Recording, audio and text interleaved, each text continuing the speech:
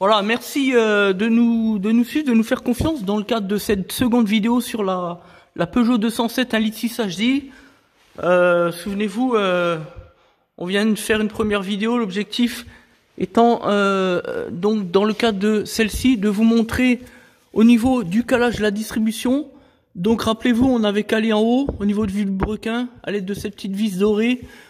Là maintenant on va caler en dessous. Donc au niveau ici vous avez la couronne pour la platine qui va permettre de contrôler l'information du capteur ici, capteur PMH, point Moreau. Voilà, avec le petit capteur là. Et donc cet ensemble-là, c'est un pignon, c'est le pignon du vilebrequin qui permet d'entraîner la courroie de distribution au niveau de la partie basse des éléments mobiles du moteur. Voilà, simplement. Donc l'idée, c'est qu'une fois qu'en haut, le calage est réalisé, ici, vous allez entreapercevoir le petit trou ici, vous voyez, petit trou. En fait, c'est le trou de calage. Derrière, en dessous, derrière le pignon, en fait, vous avez une petite partie en alu. Dans le bloc, au niveau de la partie là, donc la pompe à huile, vous avez le trou qui permet de faire passer donc la petite pige que l'on va mettre donc ensemble pour constater, pour comprendre, est-ce que c'est décalé, est-ce qu'il y a un problème de décalage au niveau de la distribution, donc un problème de compétence du garagiste. Rappelez-vous, agent Citroën sur les hauteurs de la région parisienne. Ou pas. Donc rendez-vous dans un petit instant.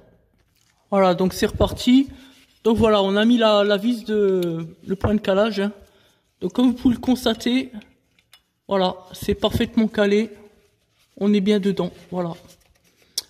Donc au moins comme ça vous verrez comment que ça se passe pour le calage. Une courroie de distribution sur une 207 1.6 DV6 avec l'évolution du moteur DV6, c'est-à-dire les modèles après 2010, après mai 2010. Donc là, c'est le cas puisqu'il s'agit d'un véhicule de, je crois, février 2011. Voilà. Donc, notre diagnostic, qu'est-ce qui se passe à votre avis? Qu'est-ce qui peut bien se passer? La distribution a été recalée, tout se passe bien, il n'y a pas de problème de calage distribution. Donc pourquoi ce bruit moteur? Pourquoi ces soupapes qui claquent? En tout cas, ce bruit de soupape qui claque au niveau du haut moteur. Voilà. Et ben nous on va vous apporter une réponse. Voilà, parce que comme vous savez, nous sommes des professionnels de l'automobile. Enfin, je précise des vrais, hein, des vrais de vrais. Donc notre hypothèse elle est double. Et finalement elle se rejoint. Pour nous, clairement, avec l'expérience qui est la nôtre, surtout en tant que spécialiste, clairement pour nous, il s'agit d'une problématique liée au jointage. Je m'explique. À l'étanchéité du haut moteur au moment de reposer la demi-culasse. À mon avis, le technicien, enfin si on peut appeler ça un technicien, au moment de reposer la pâte à joint, il n'a pas fait attention aux orifices pour la pression d'huile simplement. Et donc du coup, avec la pâte à joint, au moment de reposer sa demi-culasse, il a bouché tout simplement les orifices. Il faut savoir que sur ces moteurs-là, en haut, vous avez un kit chaîne arbre à cam. On appelle ça un kit chaîne arbre à cam. En fait, c'est une chaîne comme une chaîne de vélo et un tendeur hydraulique qui fonctionne justement avec la pression d'huile. Voilà, ce qui permet de synchroniser d'ailleurs les deux arbres à cam. Le problème, c'est le suivant, c'est que tout simplement du fait de ce problème qu'on vient de soulever, hein, ce problème d'étanchéité, voilà, d'orifice obstrué par le joint qui a été manifestement posé au moment de reposer la demi-culasse.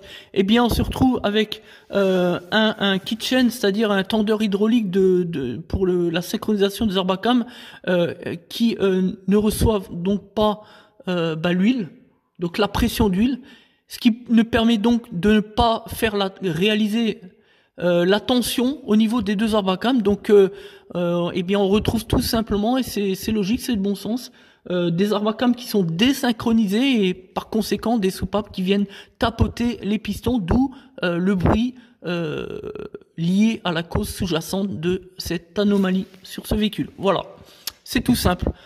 Donc c'est une erreur de débutant tout simplement, hein, c'est une erreur, c'est une faute professionnelle.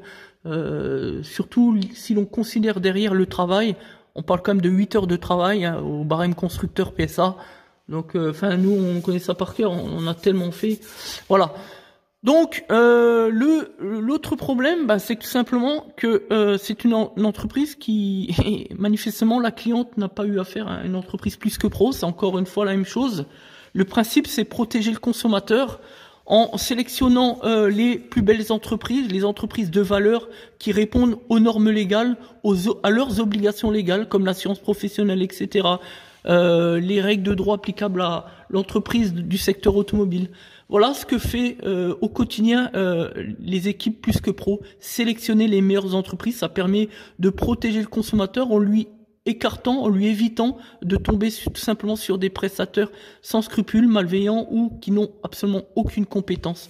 Voilà quelle est la différence. Si la propriétaire avait trouvé, et c'est bien naturel, avait recherché une entreprise sur le site internet plus que pro, eh bien clairement on n'en serait pas là, simplement. Voilà. Donc la morale de cette histoire, c'est que faites confiance à une entreprise plus que pro et ne succombez pas au prix cassé. Je le rappelle et je le rappellerai jamais assez. Lorsque vous avez affaire au prix cassé, les prix plus bas que bas, c'est souvent les prémices de l'arnaque. Nous, on le voit au quotidien dans les dossiers juridiques que nous avons à traiter pour protéger le consommateur, parce que vous le savez, nous faisons également de la défense du consommateur. Voilà, pour les gens qui sont souvent les plus démunis et les gens dans la difficulté au RSA. Et malheureusement pour eux, eh bien, c'est les plus fragiles, puisque c'est eux-mêmes justement qui vont tomber sur des entreprises peu scrupuleuses. Voilà. Donc faites attention à tout cela. On en fera une vidéo pour bien expliquer toutes ces règles-là, notamment par rapport au prix cassé, par rapport aux entreprises plus que pro, par rapport à tout ce contexte de la défense du consommateur, parce qu'avec plus que pro, c'est tout simplement la robustesse du vrai, la transparence par la preuve et surtout de véritables avis clients, pas les avis clients frauduleux que l'on trouve un petit peu partout, que ce soit sur Google ou ailleurs. Voilà, donc il faut faire la morale, il faut faire très attention à tout cela. Merci à tous de nous avoir écoutés dans le cadre de ce diagnostic sur cette Peugeot 207 1.6 HJ 2011. Merci à tous d'être auto-transac réseau plus que pro.